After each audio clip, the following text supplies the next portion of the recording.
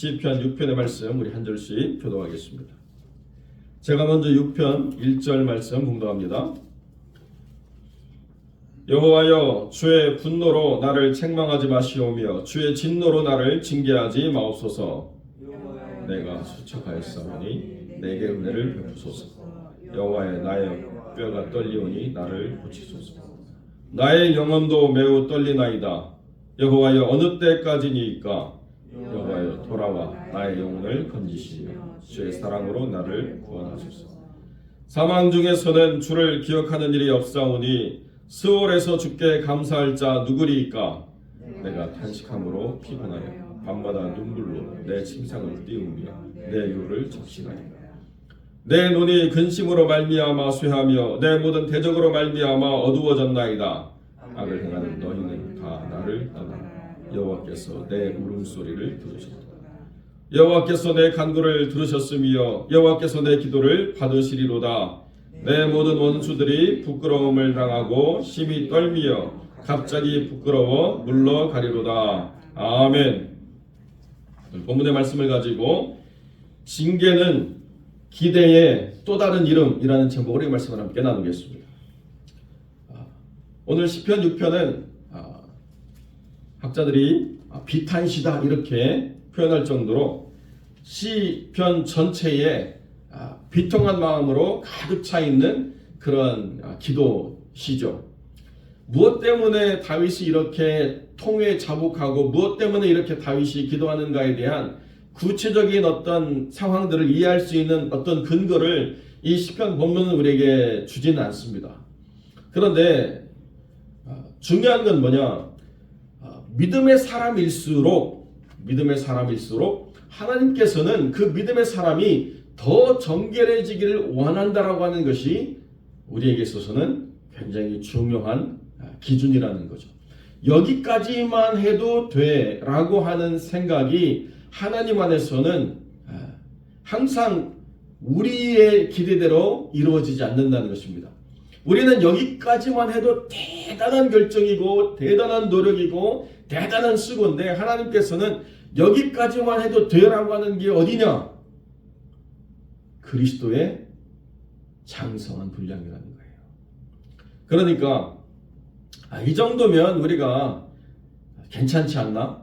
이 정도면 우리가 그래도 멋지게 인생을 살았지 않았나라고 말씀하실 수도 있겠지만은 누구와 누구를 비교해서는 비교 우위가 있을 수 있겠지만은 그러나 우리가 비교해야 될 중요한 기준은 사람이 아니라는 거예요.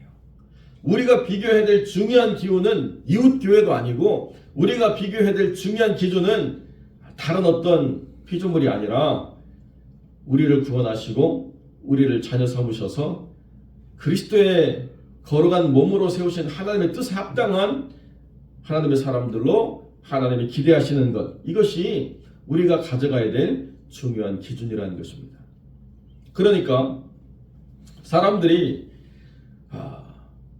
통회하고 자복하고 회개하는 것은 명백하게 내가 큰 잘못을 했기 때문에 그로 인해서 모든 세상 사람들이 내 잘못을 알게 되었고 그로 말미암아 내가 더 이상 떳떳하게 내 얼굴을 드러낼 수 없을 그때 내가 회개하는 것이 아니라 내 영혼을 볼 때, 내가 지금까지 살아온 삶을 볼 때 괜찮다, 문제없다, 아무런 잘못이 없다고 생각했던 나의 자아가 하나님의 기대와 전혀 미치지 못했다라고 하는 것을 깨닫는 순간이 있을 때 그때 진정한 회개가 이루어질 수 있다라고 성경은 우리에게 가르쳐주고 있습니다. 그러니까 꼭 다윗이 이 잘못을 저질러서 이렇게 회개하는구나라고 연결시키는 것은 우리가 회개하고 깨끗해지고 영혼이 맑아지는 것을 이해하는 것에 있어서 아주 기초적인 이해일 수밖에 없다는 것입니다. 이렇게 심하게 자책할 때는 밧세바 사건이니까 이렇게 자책하겠지. 나머지는 뭐 그렇게 다윗이 밤마다 침상을 눈물로 적시면서 회개할 일이 뭐가 있겠어라고 이해하는 것은 큰 오해라는 거예요. 죄라고 하는 건요, 행동으로 드러나지만 행동이 죄의 전부는 아니잖아요. 죄라고 하는 것은 드러나는 행동을 통해서 우리의 내면에 담아있는 그것을 하나님이 못 견디시고 그것을 버리라고 말씀하실 때 그것이 우리가 회개해야 될 본질적인 죄가 아니겠습니까? 그러니까 회개가 없다. 이거는 자신의 내면을 돌아보지 않는다 라고 하는 것과 똑같은 얘기가 됩니다.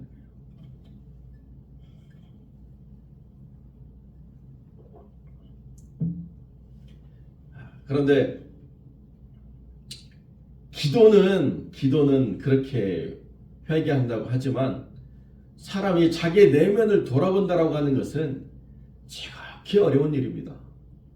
우리가 말로는 회개합니다. 하나님 더 정결하게 해주십시오. 지난 한 주도 우리가 하나님의 뜻대로 살지 못했습니다라고 말하는 것이 그냥 입에 그냥 배어있는 소리밖에 되어지지 않을 때가 너무나도 많이 있는 것이 우리 현실이라는 거죠. 외국 사람들이 한국 와가지고 제일 황당한 게 뭐냐? 밥 한번 해.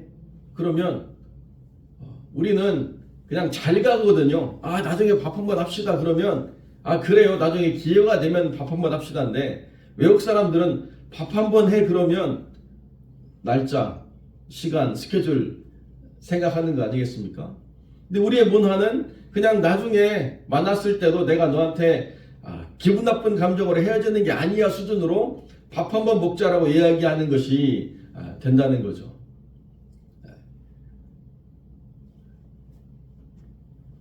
그러니까 목사인 저도 밥 한번 먹자라고 하는 것이 굉장히 공허한 이야기가 될까 봐서 그렇게 하지 않으려고 생각하고 밥 한번 먹자고 했던 이야기가 있으면 반드시 그걸 좀 지키려고 노력하는데 요즘은 연식이 차가지고 제가 자꾸 메모리가 삭제가 돼서 실수도 있긴 하지만 마찬가지라는 거예요. 하나님 회개합니다 라고 하는 것이 그냥 하나님 저는 하나님에 대해서 악한 감정을 갖고 있지 않습니다. 서운한 것 없습니다 라고 하는 수준으로 하나님도 저한테 그러시죠 라고 하는 것을 풀어가기 위한 그러한 하나의 말의 테크닉이 될 수밖에 없다는 것은 큰 위험이 있다는 거죠. 그러니까 하나님이 그 영혼을 어떻게 이끄시느냐? 뼈가 떨리도록. 그래서 영혼이 떨리도록 하나님의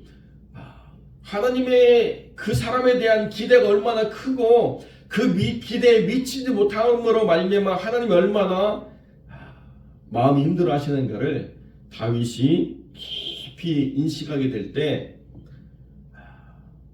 하나님과 내가 굉장히 멀리 떨어져 있구나를 깨닫게 되었고 이렇게 내가 사망으로 가서는 안 되겠다라고 하는 그 분명한 삶의 자각이 일어났다는 것입니다.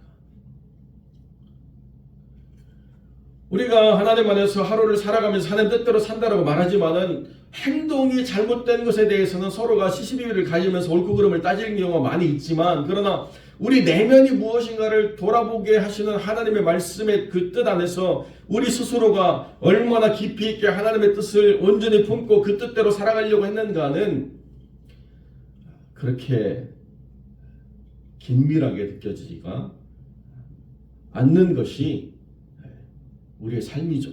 그런데 하나님이 기대하시는 영혼들은 어떻게 이끄시느냐? 그 하나님의 기대를 깨닫고 돌이키도록 하나님이 우리의 영혼과 하나님과의 그 긴밀한 함께 하나님이라고 하는 것이 얼마나 분명한가를 하나님이 돌아보라고 말씀하신다는 거예요.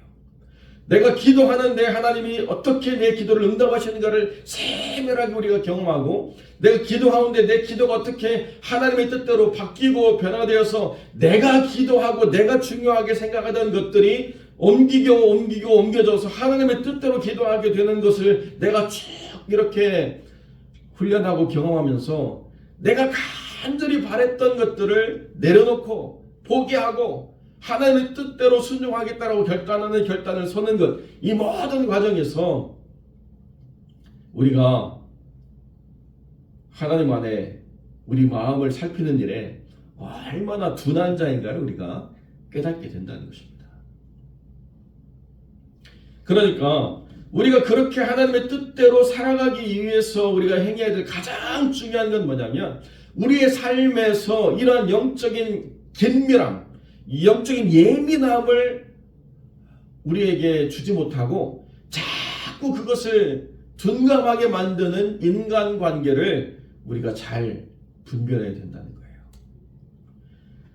악을 행하는 너희는 다 나를 떠나라. 여러분, 다윗이 얼마나 악한 사람들과 함께 즐기고 함께 친구 삼았는가? 이거 말이 안 되는 거잖아요. 그죠? 뭐 다윗이라고 하는 사람이 주변에 어떤 악을 행하는 사람이 있었겠습니까? 그런데 다윗이 지금 바라보고 있는 관점에서 살펴보면 나에게 있어서 영적인 그 분별력을 긴밀하고 예민하게 해줄 수 있는 사람이 아니라고 한다면 지금 내가 하나님께 집중하고 있는 이 시간을 방해하지 말라는 거예요. 지금 내가 하나님께 온전한 내 마음을 쏟으려고 하는 이 때를 회방하는 일이 있어서는 안 된다는 것입니다. 꼭 마음이 상하고 힘든 일이 있으면 야, 이럴 때는 풀어야 돼. 그리고 교회로 데리고 와서 기도하는 사람 봤습니까? 야, 이럴 때는 풀어야 돼. 먹고 마시고 스트레스 다 쏟아붓고 풀렸지? 그때 마음은 풀렸어요. 감정은 풀렸어요. 그런데 삶의 자리로 돌아오면 내 문제가 풀렸나요? 내 문제는 여전히 그대로 있는 거예요. 그러니까 집에 오면 더 우울감이 찾아들고 집에 오면 더 내 영혼이 눌리고 집에 오면 내가 답답해가지고 내가 더 짜증나고 화가 나는 이러한 모순이 계속 반복이 되는 삶이 우리의 삶이 있다고 한다면 속히 고쳐야 된다는 거죠.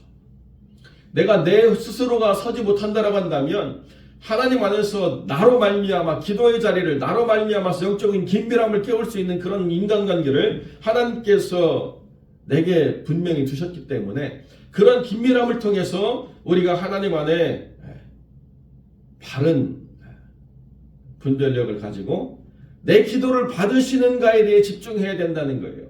하나님이 내 기도를 받으셨다고 한다면 우리가 어떻게 이제 하나님의 관계를 회복하느냐? 나를 비웃게 만들었던 모든 상황 속에서 내가 해결할 수 없던 모든 문제 속에서 하나님이 내 기도를 들으셨다는 이 확신 하나가 내 모든 문제를 내 힘으로 해결하지 않아도 하나님이 해결하시는 역사를 우리가 경험하게 된다는 것입니다.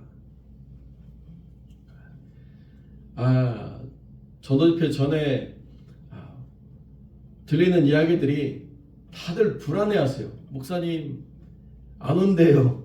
목사님 뭐 다른 교회 갔대요. 목사님 얼마나 올지 모르겠는데 정말 사람이 올까요? 우리가 그런 연약함이 있는 게 사실 우리 자신이죠.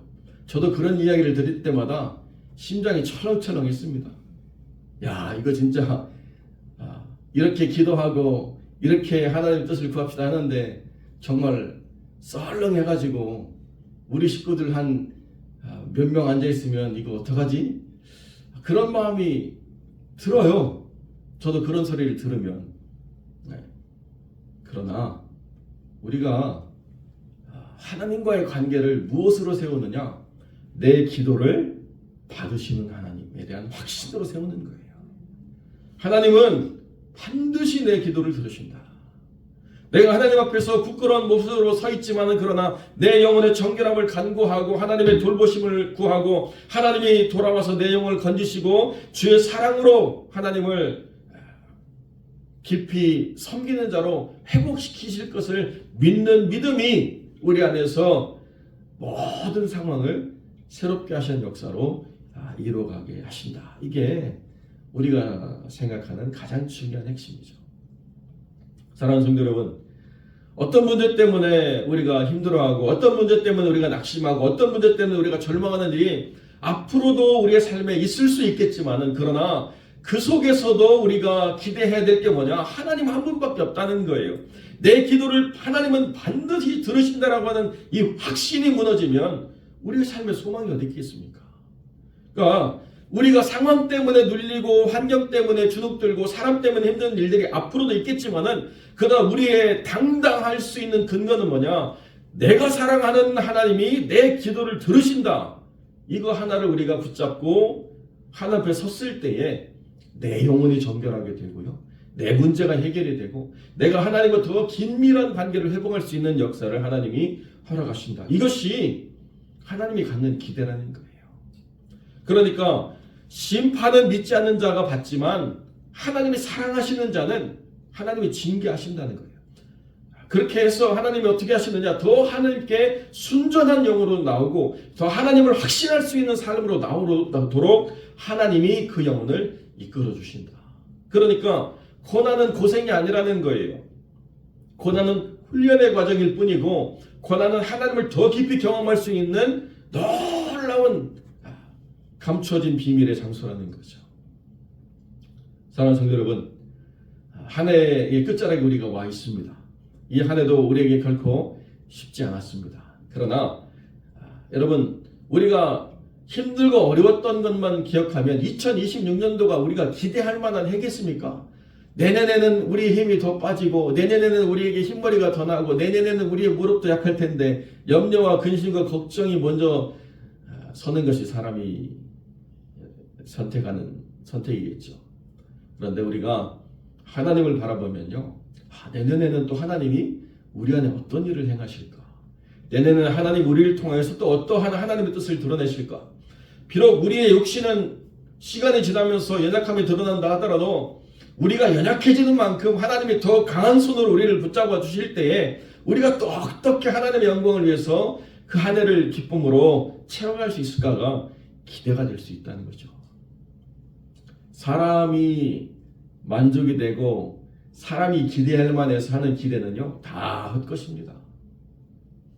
그런데 내 기도를 들으시는 하나님, 내 삶에 기대를 갖고 계신 하나님, 그래서 내가 더 정결해지기를 원하심으로 나를 끊임없이 하나님의 뜻 안에 세우려고 나를 징계하시는 하나님이 얼마나 귀한가를 우리가 깨닫게 될 때 하나님 안에서 우리의 삶이 결코 헛되지 않았음을 우리가 발견하는 복된 인생으로 살아가게 되실 줄로 믿습니다.